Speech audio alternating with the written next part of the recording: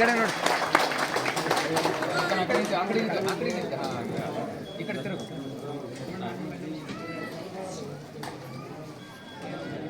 ವಿಕ್ರಮ ಮಹಾರಾಜ ತಂದೆಯನ್ನು ಕಳ್ತಕ್ಕಂಥ ಮಗನು ಒಬ್ಬ ಮಗನೇ, ಅವನಿಂಥ ಮಗ ಅಂತೇಳಿ ಇದೇ ಒಂದು ಮಾತು ಅಂದಿದ್ದು.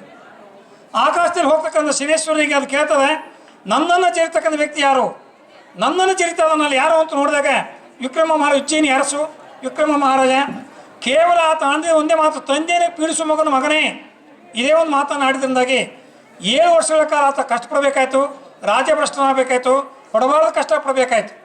ಅಂಥ ಮಹಾ ಶನಿಪ್ರಭುವಿನ ಕಾರ್ಯಕ್ರಮದ ನೀವೆಲ್ಲ ಭಾಗವಹಿಸಿದ್ದೀರಿ.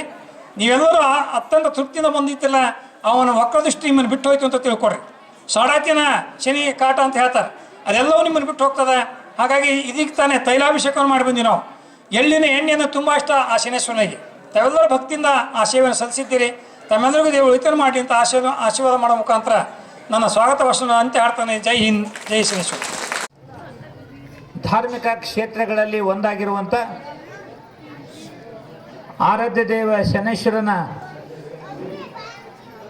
ಆಶೀರ್ವಾದವನ್ನು ಹೊಂದಿರುವಂಥ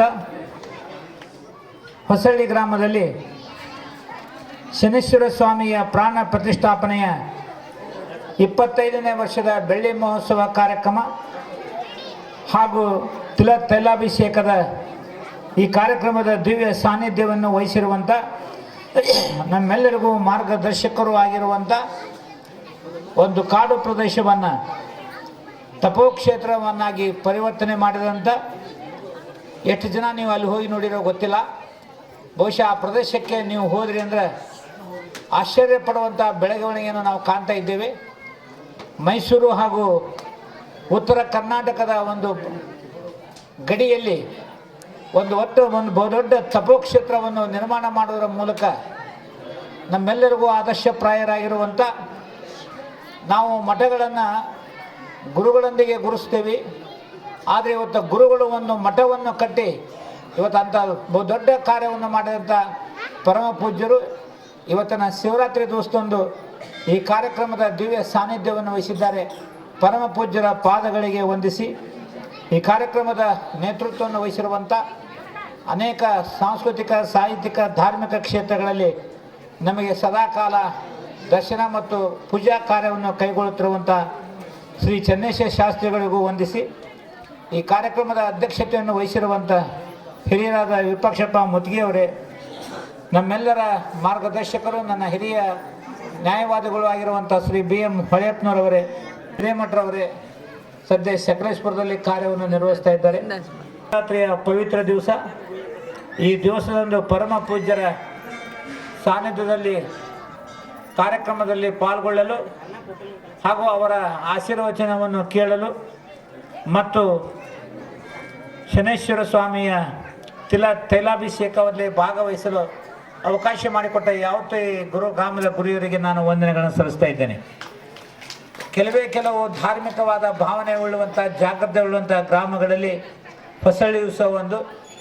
ನಾನು ಗುರುಗಳು ಮಾತಾಡ್ತಿರೋ ಸಂದರ್ಭದಲ್ಲಿ ಇಲ್ಲಿರುವಂಥ ಸಭೆಯನ್ನು ನೋಡಿದಾಗ ಬಹುಶಃ ನಿಜವಾಗಿಯೂ ನಮ್ಮಲ್ಲಿ ಧಾರ್ಮಿಕತೆ ಉಳಿದಿದೆ, ಸಂಸ್ಕಾರ ಉಳಿದಿದೆ ಅನ್ನೋದಕ್ಕೆ ಇವತ್ತಿನ ಈ ಕಾರ್ಯಕ್ರಮ ಒಂದು ದೊಡ್ಡ ಸಾಕ್ಷಿ ಎಂಬ ಮಾತನ್ನು ಈ ಸಂದರ್ಭದಲ್ಲಿ ಹೇಳ್ತಾ ಇದ್ದೀನಿ. ನಾವು ನೆಮ್ಮದಿ ಮತ್ತು ಶಾಂತಿಯಿಂದ ಇವತ್ತು ಬದುಕ್ತಾ ಇದ್ದೀವಿ ಅಂದರೆ ಬಹುಶಃ ಇದೇ ಮೂಲ ಕಾರಣ. ನಮಗೆ ಗುರುಗಳು ಬೇಕು, ಜೊತೆಗೆ ನಮಗೆ ಮಂದಿರಗಳು ಬೇಕು. ಇವೆರಡೂ ನಮ್ಮ ಕಣ್ಣುಗಳಿದ್ದಾಗೆ ಹಾಗೂ ಸಮಾಜದ ಕಣ್ಣುಗಳಿದ್ದಾಗೆ. ಬಹುಶಃ ಇವೆರಡರಿಂದ ನಮ್ಮನ್ನು ನಾವು ಧಾರ್ಮಿಕ ಜಗತ್ತಿನಲ್ಲಿ ಒಳ್ಳೆಯ ಬದುಕಿನಲ್ಲಿ ತೆಗೆದುಕೊಂಡು ಹೋಗಲಿ, ಒಂದು ಉತ್ತಮವಾದ ಸಮಾಜ ನಿರ್ಮಾಣ ಮಾಡುವಂಥ ದಿಕ್ಕಿನಲ್ಲಿ ಇವೆಲ್ಲ ಇವತ್ತು ಸಹಕಾರ. ಬಹುಶಃ ಅಂಥ ಒಂದು ಬಹುದೊಡ್ಡ ಕಾರ್ಯಕ್ರಮಕ್ಕೆ ಇವತ್ತು ನಾವೆಲ್ಲ ಸಾಕ್ಷಿಯಾಗಿದ್ದೇವೆ. ಬಹುಶಃ ಹೊಸಳ್ಳಿ ಅಂದ್ಕೊಳ್ಳೆ ನಮ್ಮ ನೆನಪಿರೋದು ಶನೇಶ್ವರ ಸ್ವಾಮಿ. ಬಹುಶಃ ಶನೇಶ್ವರ ಸ್ವಾಮಿಯನ್ನು ತಾವು 25 ವರ್ಷಗಳ ಹಿಂದೆ ಸ್ಥಾಪನೆ ಮಾಡಿ ಇವತ್ತು ಬೆಳ್ಳಿ ಮಹೋತ್ಸವದ ಶುಭ ಸಂದರ್ಭದಲ್ಲಿ ಇವತ್ತು ನಾವಿದ್ದೇವೆ. ದೇವರನ್ನು ಆರಾಧಿಸುವುದು ನಮ್ಮ ಕರ್ತವ್ಯ ಹಾಗೂ ನಮ್ಮ ಜೀವನದ ಒಂದು ಭಾಗ. ನಮ್ಮ ಭಕ್ತಿಯನ್ನು ಸಮರ್ಪಣೆ ಮಾಡಲಿಕ್ಕೆ ನಮಗೆ ದೇವಾಲಯಗಳು ಬೇಕು. ಆ ಒಂದು ದೇವಾಲಯವನ್ನು ಇವತ್ತು ಶನೇಶ್ವರ ಸ್ವಾಮಿಯನ್ನು ಇವತ್ತು ಅಪರೂಪದ ಸ್ವಾಮಿ, ಎಲ್ಲ ಕಡೆಯೂ ನಾವು ಶನೇಶ್ವರನ್ನು ನಾವು ಕಾಣೋದಿಲ್ಲ.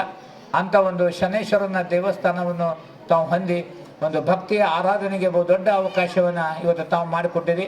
ಇವತ್ತು ಒಂದು ಕಡೆ ಶನೇಶ್ವರ, ಒಂದು ಕಡೆ ಪರಮ ಪೂಜ್ಯರು ಇರುವಂಥ ಸಂದರ್ಭದಲ್ಲಿ ನಮ್ಮ ಪಾತ್ರ ಏನು ಅನ್ನೋದು ಬಹಳಷ್ಟು ಮುಖ್ಯ.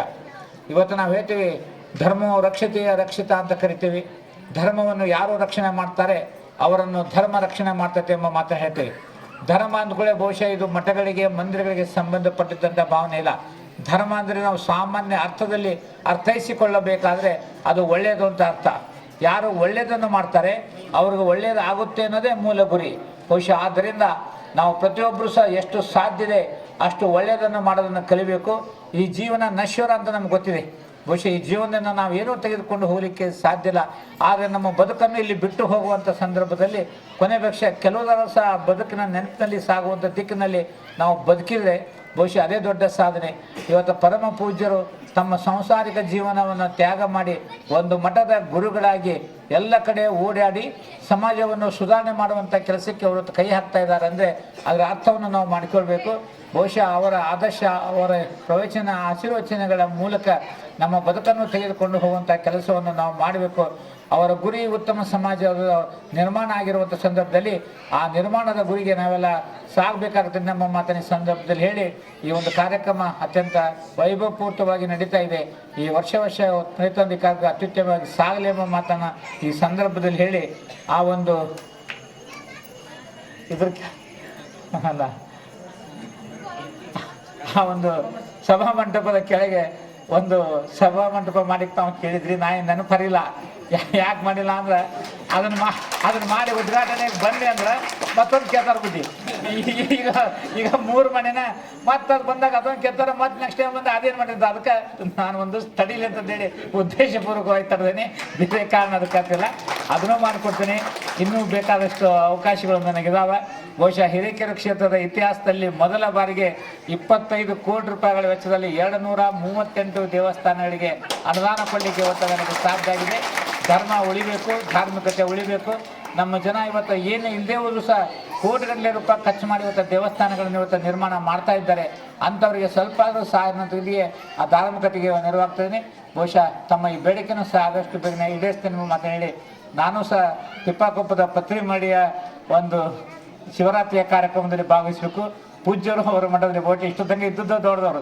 ಶಿವರಾತ್ರಿಯಿಂದ ಯಾರು ಸಿಗೋಲ್ಲ, ನಾವು ಮಠಕ್ಕೆ ಹೋದ್ರೆ ಹುಡುಕರು ವೈದ್ಯರು. ಅಂಥದ್ರಲ್ಲಿ ಅವರು ತಮಗೆ ಇವತ್ತಿಲ್ಲಿ ದರ್ಶನ ಭಾಗ್ಯ ಸಿಕ್ಕಿತ್ತು ಅಂಥದ್ದು ಅಪರೂಪ. ಮತ್ತು ಅದರ ಸದುಪಯೋಗ ಆಗಲಿ ಎಂಬ ಮಾತಾಡಿ ಎಲ್ಲರಿಗೂ ವಂದಿಸಿ ನನ್ನ 2 ಮಾತುಗಳು. ರಾಣೆಬೆನ್ನೂರು ನಗರದಲ್ಲಿ 3 ತಲೆಮಾರುಗಳಿಂದ ಚಿನ್ನ, ಬೆಳ್ಳಿ ಮತ್ತು ರತ್ನಪಡಿ ಬೇಡಿಕೆಗಳ ಪೂರೈಸಲು ನಿಮ್ಮ ಸೇವೆಯಲ್ಲಿ ತೊಡಗಿರುವ ವೆಂಕಟೇಶ್ ಜ್ಯುವೆಲರ್ಸ್ ಹಿಂದೆ ಭೇಟಿ ಕೊಡಿ. ಅಂಗಡಿಯ ವಿಳಾಸ ದುರ್ಗಾ ಸರ್ಕಲ್, ಗುತ್ತಲ್ ರೋಡ್, ರಾಣೆಬೆನ್ನೂರು.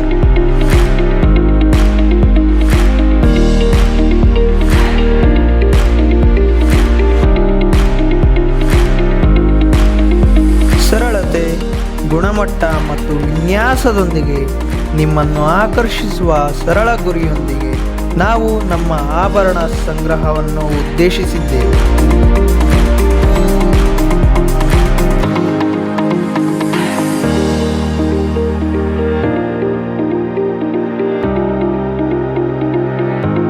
ನೀವು ಧರಿಸುವ ಆಭರಣಗಳು ಸುಂದರ ಮತ್ತು ಅರ್ಥಪೂರ್ಣವಾಗಿರಬೇಕು ಎಂದು ನಾವು ಬಯಸುತ್ತೇವೆ.